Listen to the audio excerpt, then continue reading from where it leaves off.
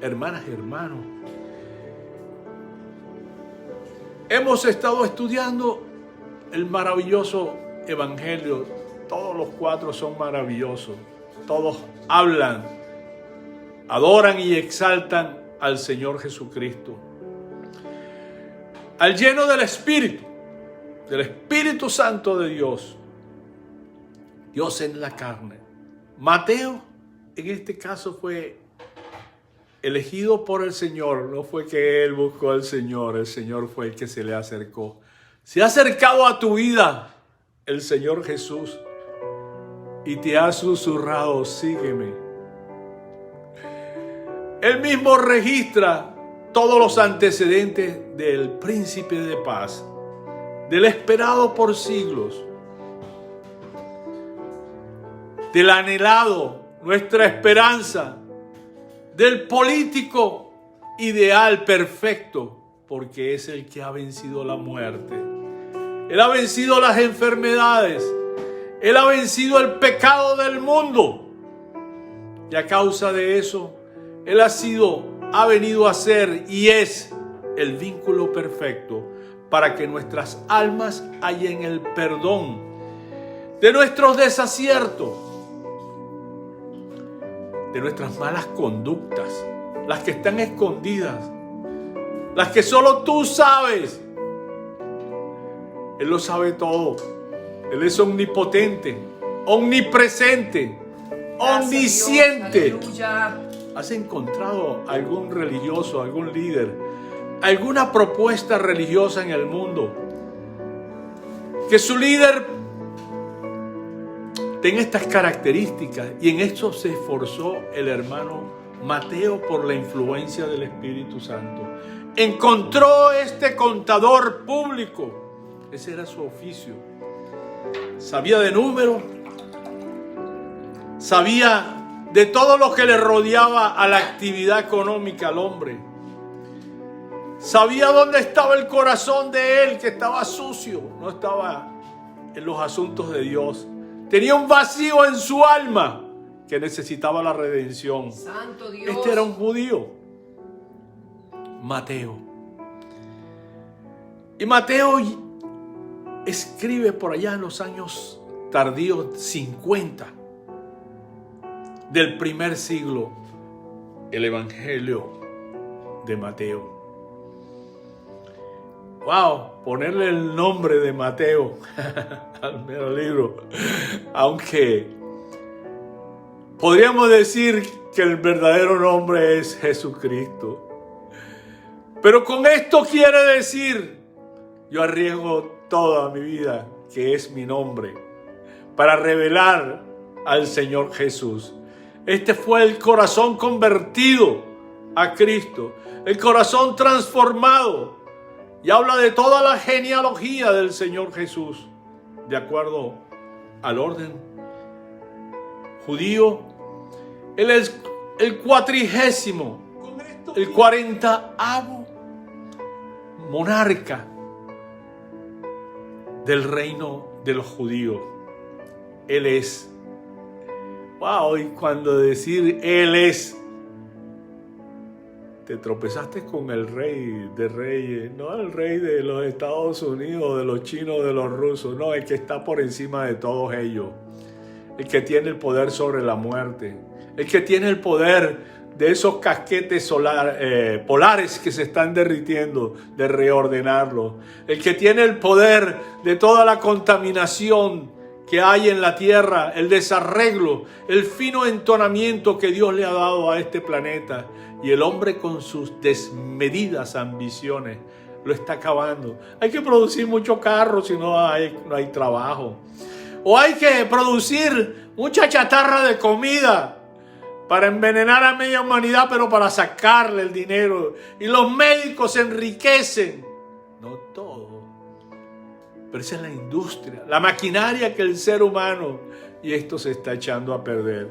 Y hay uno, todos los charlatanes que han pasado por la historia, yo lo voy a arreglar, yo tengo el conocimiento, yo tengo la experiencia, yo tengo un alma arrogante que se la sabe toda, y se tongonean y gritan, y religiosos que dicen estar hablando por Dios y hablan de sus vanos pensamientos. Alejados de Dios, y han dicho que ellos son la iglesia. Hay hombres y mujeres de la iglesia, pero ha habido una oscuridad sobre la tierra al punto que los seculares salieron con una proclamación: es mejor que el Estado, o sea, el gobierno y el pueblo, estén separados de la iglesia, porque sus artificios son supersticiones, son engaños. Mira, nos ha traído tantos problemas ya por miles de años de estar siguiendo a la iglesia. Hasta nos ha llevado a guerras huecas. Entonces la justicia clama. El Evangelio de Mateo lo pone bien claro. Habla en el capítulo 5 del manifiesto político del Señor Jesucristo. ¿Cuáles son las bases? ¿Quiénes son los que habitan en el reino de los cielos?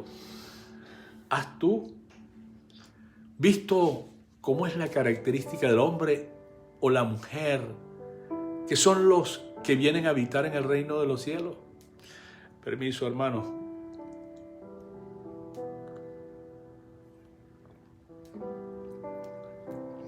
¿Has visto a los que se han declarado en bancarrota espiritual, que han decidido venir a ser totalmente dependientes del Señor? ¿Has visto los que lloran en silencio y aún en público a causa del sufrimiento, de la opresión del ser humano, de los gobiernos injustos? ¿Has visto los que tienen el corazón puro? Yo deseo tener el corazón puro. Pero ¿y cómo se llega allí? Te lo establece el Señor Jesús. Solo los que tienen corazón puro verán el reino de los cielos. Los pacificadores. ¿Has visto tú los gritones o las gritonas que salen en videitos o en espectáculos públicos, o con violencia destruyendo las ciudades, porque quieren imponerse un tinte político de un color X con violencia? ¿Los has visto? Pues aquí tenemos los del reino, son pacificadores. Tranquilo, hay uno que tiene la verdad. La verdad está en su santa palabra. El Dios Todopoderoso nos ha entregado las guías, lo que nos puede conducir a ser gente, hombres y mujeres de justicia, para que conduzcan las naciones. Solo vienen por un solo camino los que han entrado por la puerta estrecha de la justicia, los que han recibido a Cristo, no solo como su Salvador, sino por cómo es el punto de referencia para lograr justicia y traer paz que tenga trascendencia. Ese es el capítulo 5 en parte. 6, 7 es una exaltación de cómo resolver los problemas triviales, cotidianos que enfrenta la humanidad. Y desde el 8 se despliega toda una exhibición de los milagros, que no hay nadie que haya bajado del cielo a la tierra. No hay nadie que haya exhibido tanto poder como el Señor Jesucristo, al punto de ser Él mismo el que ha exhibido, que ha muerto y que ha resucitado. ¿Quién lo hizo? Él tiene dominio sobre la vida. Lo más preciado que el hombre tiene es la vida. Y lo que puede redimir nuestras lágrimas anticipadas de lo que es la muerte es el camino del Señor Jesucristo. Yo soy la verdad. Yo soy el camino, la verdad y la vida. Y es la única manera de llegar al Padre, la fuente de la vida. Lo más grande es poder encontrar la verdadera vida. Que el sepulcro no pare tu vida. Que cuando esta carne, este cuerpo desfallezca, tú encuentres la vida, no solo la vida espiritual. Oye, el fenómeno más grande es la resurrección de los muertos. Él no es mentiroso ni hijo de hombre para que miente. Esta es una promesa. ¿Quieres abrigarla? Y así continúa el proceso, la procesión de eventos maravillosos que el Señor Jesucristo no solo pregonaba, voceaba, no vociferaba. Esta es una característica del príncipe de paz. Sus palabras salían de su boca. Su manerismo era pacífico, su expresión corporal, y eran palabras de vida. Y el Señor Jesús es exhibido en la maravilla de los milagros, de su proclamación es que el reino de los cielos se ha acercado. Su ministerio de la restauración. ¿La restauración de qué? De lo que se había perdido desde el Edén hasta el momento. Se habían perdido los hijos de Israel, estaban extraviados. Había ceguera, había oscuridad. El Señor trajo la luz, la antorcha de la vida, y nos las transfiere a nosotros para que nosotros a la vez, en este camino de relevo, tú la lleves a otro y ilumines otros seres en la gloria de Dios. Amén, gracias Señor. Es inagotable la exhibición, pero el movimiento activista está vivo. El diablo y sus seguidores, representado en los políticos del momento, con los saduceos que eran los gobernantes. Era un gobierno teocrático. Dios representado por un grupo de hombres religiosos, con sus artificios, de acuerdo a la ley, y le agregaban otras cosas, le agregaron muchas otras cosas, que en vez de traer paz, amor, justicia, solo traían consternación, opresión, cargas que los mismos religiosos no podían llevar y no movían ni con un dedo para hacer lo que ellos le exigían a sus semejantes. Y ahí estaban los fariseos como una respuesta a la oposición. Y habían otros en su extremo, así como las fuerzas que se han ido de lucha, de combate, beligerantes. Así le dan el nombre bonito a los desalmados que han abandonado a la vida civilizada y han tomado la justicia en sus manos. Habían los celotes. Y ¿sabes? Había uno al lado del Señor Jesús y él mismo lo escogió. Él sabía que era diablo. Y ¿sabes? Ese representaba a los celotes. Otro movimiento activista, activo, era diablo. Su ambición desmedida, él pensaba que era por las armas. Cuando el Señor Jesús promovía la paz, reconocimiento que Dios, reconocimiento de que la profecía se iba a cumplir, que él tenía que sufrir y pasar los padecimientos de la cruz, de la crucifixión, a causa tuya y a causa mía. Él tenía que pagar por entonces ese celote.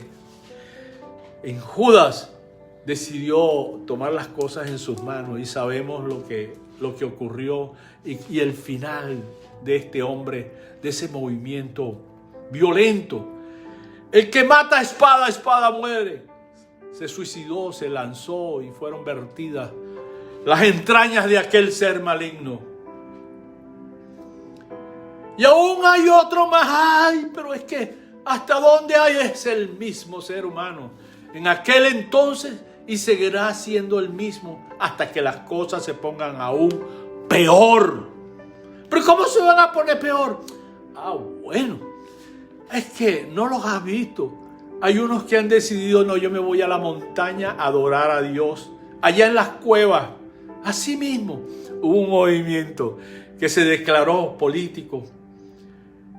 Dicen que es religioso, pero es una posición política. Cuando tú dices, me voy a ir a habitar en las montañas, en el desierto, porque no puedo resistir más a esta inmunda generación y me voy a ir a vivir en contemplación.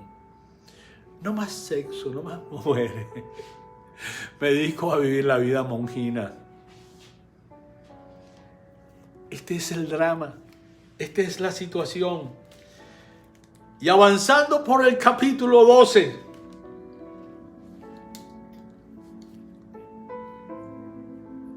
encontramos a estos en su apogeo.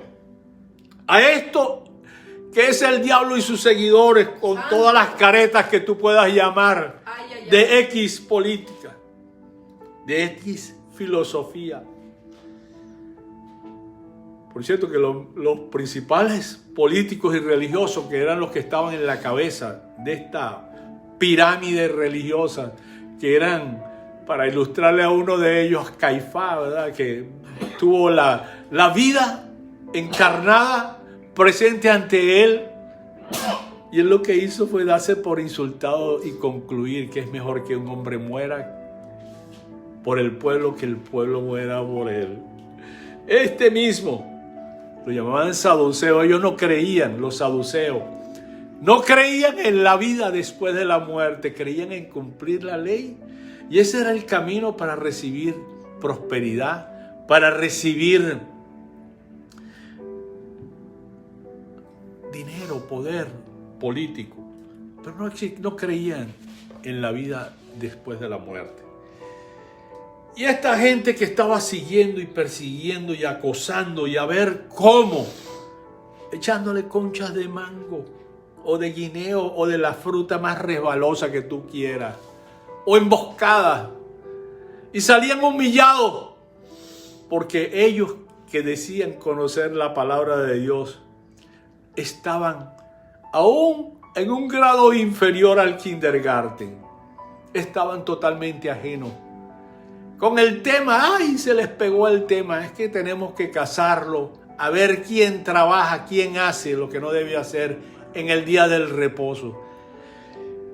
Y así estaban, trayéndole la ocasión para traer la evidencia y poder destruirlo, como dice la palabra de Dios.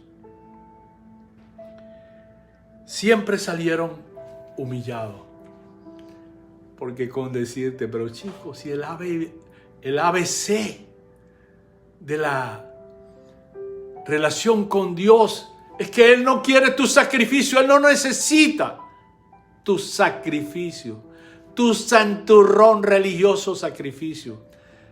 Él lo que necesita es tu amor, que lo ames a Él sobre todas las cosas, que tengas un amor por el prójimo sensible, que renazcas del Espíritu y de la pasión por los negocios de Dios, que tú vengas a ser un activista del amor. Eso es lo que quiere. Y los tipos, la gente quedaba atónita por la autoridad con que el Señor Jesucristo hablaba aún de las cosas más sencillas. Y dice en el versículo 22, entonces fue traído, capítulo 12, versículo 22 de San Mateo. Pero usted va muy lento. Lo dicen los médicos, oye, mira, cuando te sientas a comer, disponte a comerla en paz, a disfrutarla. Si te atragantas porque te metes la comida con demasiada velocidad, no te vas a ver, no te va a alimentar. Así vamos despacito, despacio, para digerirlo, para verdaderamente ser transformado, para poder guardar en nuestro corazón los dichos del Señor, para no pecar. Amén. Y en este despacho, capítulo 12 de Mateo, versículo 22. Entonces fue traído a él un endemoniado. ¡Wow! Uno de los síntomas. Oye, pero ¿cómo sabes tú que está endemoniado? Bueno, estaba ciego y estaba mudo. ¡Wow! Ninguna de estas dos manifestaciones. Y hay otras múltiples de manifestaciones que un endemoniado tiene, una mujer o un hombre endemoniado. Es la violencia. Hemos visto pasajes de cómo seres que no solo un demonio, sino multitudes de demonios han habitado en ellos. Y la violencia exagerada, el cambio de conducta, ojos extraviados, aquellos que fácilmente la violencia lo lleva a ver un cuerpo que se enciende y destruye y hasta es autodestructiva porque se inflige, arriesga su vida, hace cosas fuera de lo común para quitarse la vida, envenenarse, hacerse laceraciones, hacerse cosas fuera de lo natural, de lo normal. Entonces sabemos que está extraviado como una de las manifestaciones. Y valga la oportunidad de aclarar que no toda enfermedad, porque el Señor nos da la oportunidad en ver en la sucesión, en la procesión de milagros, que le preguntaron los discípulos: ¿y quién pecó? ¿Su papá, su mamá? ¿O nació en pecado? ¿O tiene demonios? Y el Señor les decía: no, ha nacido así para la gloria de Dios, y lo sanaba. ¿Te puedes imaginar un ser que tiene una cabeza fuera del tamaño normal, un hidropílico lo llaman, ¿verdad? Esta criatura sufriendo, que es considerada un monstruo, que es considerada prácticamente como una mutación, su rostro deformado, su cabeza, su cráneo. El Señor lo sanó. Nació así para la gloria de Dios y el Señor lo sanó. No todas manifestaciones de enfermedades, porque la epilepsia es confundida a veces con la manifestación demoníaca. No todo. Yo conocí una señora y el marido se avergonzaba, se abochornaba, aún en medio de la iglesia. La señora le daban ataques epilépticos. Y gracias a Dios por tratamientos, la señora tuvo su compostura y logró vivir, todavía vive. Que yo sepa, no ha muerto. Ella clama y promueve el evangelio. Y esta mujer, en el estado de epiléptico, es una manifestación bien difícil, bien humillante y vergonzosa, porque es víctima de la miseria humana cuando hemos estado enfermos. Es terrible, pero no todo. Valga el punto, porque hay los fanáticos religiosos que a todos los ven. No, ese tiene demonio, esa es una endemoniada. Pero le llevaron a este hombre, ¿verdad?, que estaba endemoniado con una manifestación clara. Y sencillamente dice que le sanó. De tal manera que el ciego y mudo veía y hablaba. Santo y Dios. Toda la gente estaba con la mandíbula en el piso, con los ojos derretidos de ver tanta maravilla. Estaba atónita y decía: ¿será aquel hijo de David? ¿Será aquel eso que hablan tanto los abuelos y los tatarabuelos, que debería venir un descendiente del rey David? Porque las manifestaciones, además que en Isaías lo exhibe, como el varón de dolores, el que tenía que sufrir el camino de la cruz. Pero hablaba también de las maravillas, de los milagros. Y hablaba de cómo en el futuro vendría a ser el gobernante de Israel, y el gobernante del planeta. Mas los fariseos, al oírlo, decían: no, este no echa fuera a los demonios, sino por el diablo, por Belcebú, príncipe de los demonios. Es que el diablo te busca señalar por lo que él hace. Aprovechando, el diablo entra cuando nosotros le abrimos la puerta. Sí, Señor. El diablo y sus demonios, ellos aprovechan la oportunidad. Tú quieres saber de lo exótico del mundo de la oscuridad, ahí entra. O tú quieres saber, bueno, yo cristiano, pero yo tengo la salvación garantizada. Una falsa doctrina, garantizada mientras que tú te mantengas en santidad al lado del Señor Jesús. Cuando te sales de esa santidad para probar las aguas, hay gente con la influencia, porque el diablo puede ser que no ha entrado en ti, pero puede estarte influenciando, cristiano. Pedro fue influenciado. Señor Jesús, ¿cómo vas a hacer eso? ¿Cómo vas a ir allá y a tener ese sufrimiento? Y el Señor Jesús le dijo: apártate de mí, Satanás, rebelde, a Pedro, porque es a Dios quien tú estás retando. Así hay gente que dice: una vez por año no hace daño, hermano. Yo soy salvo, yo soy bautizado por fulanito de tal y he estudiado mucho. He ido allá a Tierra Santa. Yo soy un verdadero santo. Soy una muy santa. Hasta me están saliendo alitas que casi levito o vuelo. Soy santo. Amén. Pero le das la oportunidad y entra el diablo. Hay una manifestación clara que no puede entrar en la vida de un cristiano. El mal, el diablo. Sí, en él habita el Espíritu Santo en pleno. No hay espacio, no hay poder. Los diablos hacen, o el diablo hace lo que en la voluntad permisiva, término ahí que usó mi esposa días atrás.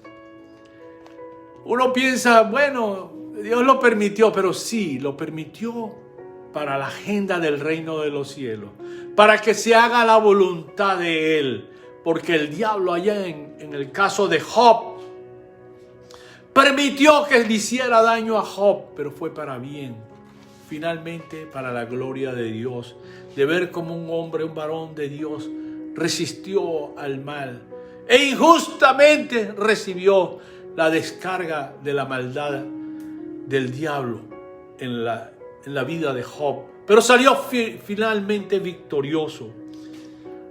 Fue restaurado. Asimismo, cuando te vengan con esta filosofía y estas creencias y estas falsas doctrinas, mentira. Si tú habitas con el Espíritu Santo, no hay nada que pueda entrar en ti, cristiano. Amén. Esa práctica de las liberaciones, porque hay que sacarle esto, hay que sacarle lo otro, tiene tal problema. Y buscan de lo religioso y hacen artificios, hacen shows para sacarle o para liberarlo. Ya está liberado, basta un solo sacrificio, basta solo la redención de Cristo, la justificación, la restauración ante el Padre Celestial, si has recibido a Cristo. Y si has dedicado tu vida a la santidad, a procurar no pecar, no a practicarlo. Así que es falso la doctrina de que los diablos vienen a habitar. Y el Señor Jesús lo pone bien claro.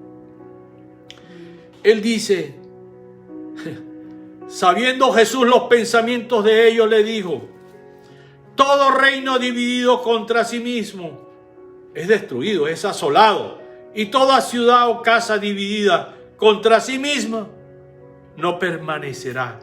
Y si Satanás echa fuera a Satanás, contra sí mismo está dividido.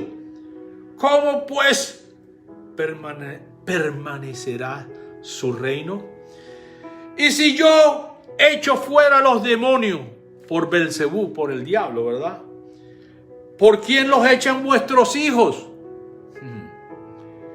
Ya lo estaba marcando, ustedes son hijos del diablo. ¿Por quién los echan vuestros hijos? Tú, los fariseos, tú, los religiosos, tú, los falsos, lobos disfrazados de ovejas. Por tanto, ellos serán vuestros jueces.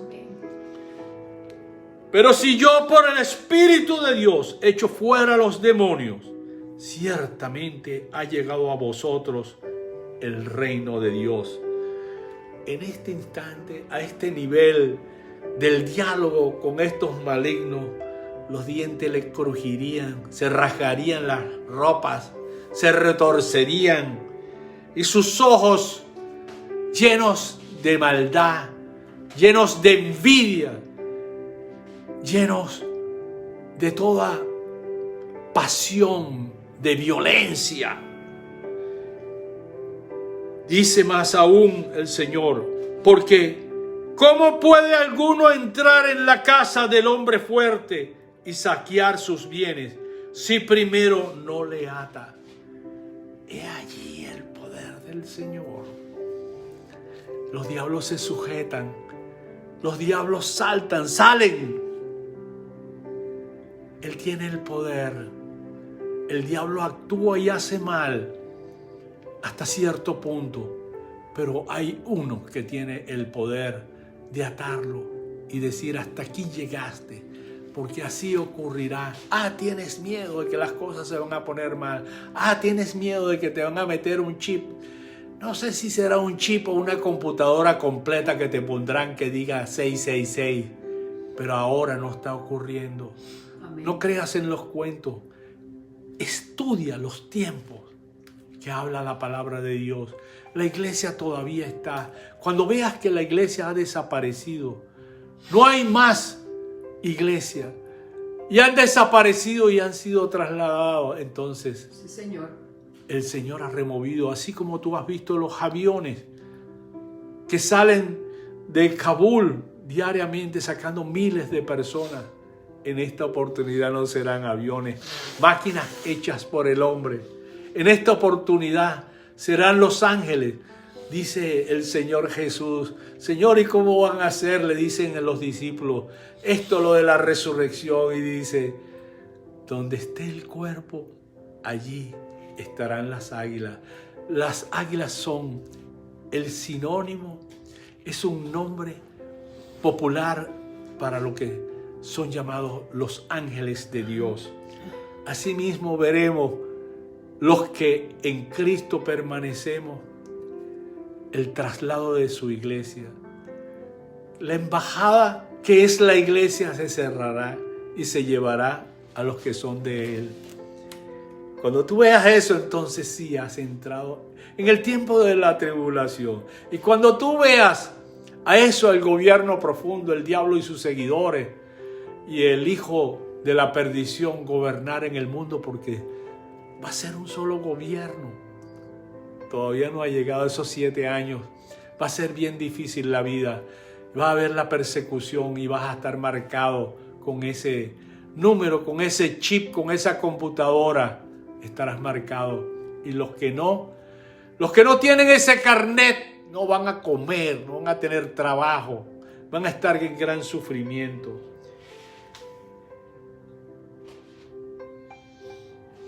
De tal manera que el Señor tiene límite y poder sobre el mal.